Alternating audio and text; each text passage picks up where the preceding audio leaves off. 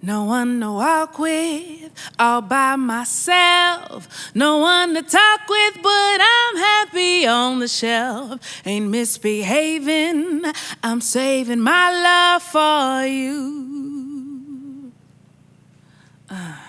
I know for certain the one I love. I'm done with flirting, it's just you I'm thinking of. Ain't misbehaving, I'm saving my love for you, yeah.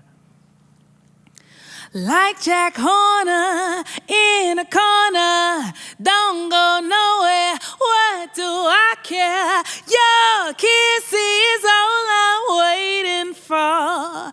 Believe me, I don't stay out late, don't care to go. I'm home about 8, just me and my radio.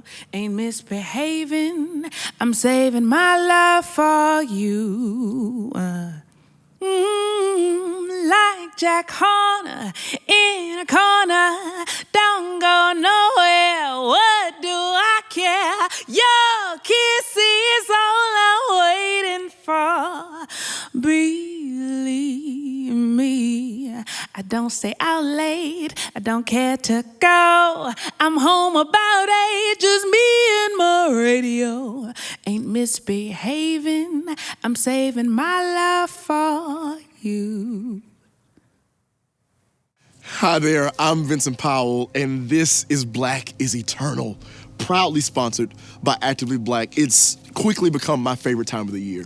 And before we get started, I just want to acknowledge that throughout my life, I've been inspired by a ton of creatives of all kinds, from directors to producers, cinematographers, playwrights, actors, pretty much anything that you can think of, whether they're visual artists or singers, they all inspire me in my everyday work, especially with Black is Eternal.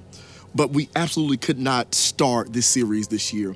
This year's presentation of just glorious performances and renditions of familiar work, we couldn't start it without honoring the legacy and the life of the great Sidney Poitier. Someone that has certainly had a hand in shaping Hollywood and the Black experience in creative spaces, culture. Someone that's opened doors for so many creatives like you and I. Here to perform a program of oral interpretation of Sidney Poitier's interview from Oprah's Masterclass is Mr. Terrence Mays. We all have different selves. There is a public self, a private self, and a core self. We all know the public self. That's where we put our best foot forward, smiling and behaving. But then there is a private self. The private self is a more fundamental self. That's where we find our frailties, our fears. It's like a clearinghouse where our demons are safe. Then there's the core self, which is our pure instinct. That's where our goodness and our capacity for greatness and kindness lives. You could feel it sometimes when you sometimes hear people say, I can feel it in my stomach. That's the core self. Our best self lives there. That is where we find our best selves, and we know how courageous and honorable we are. The core self is who we are. We are imperfect creatures. We are. That's just what it is. But we should try to reach for the better you, the better me. There is pain, there is difficulties and fears and all kinds of things that we live through. But it is through them where we should try to reach. We have to reach out.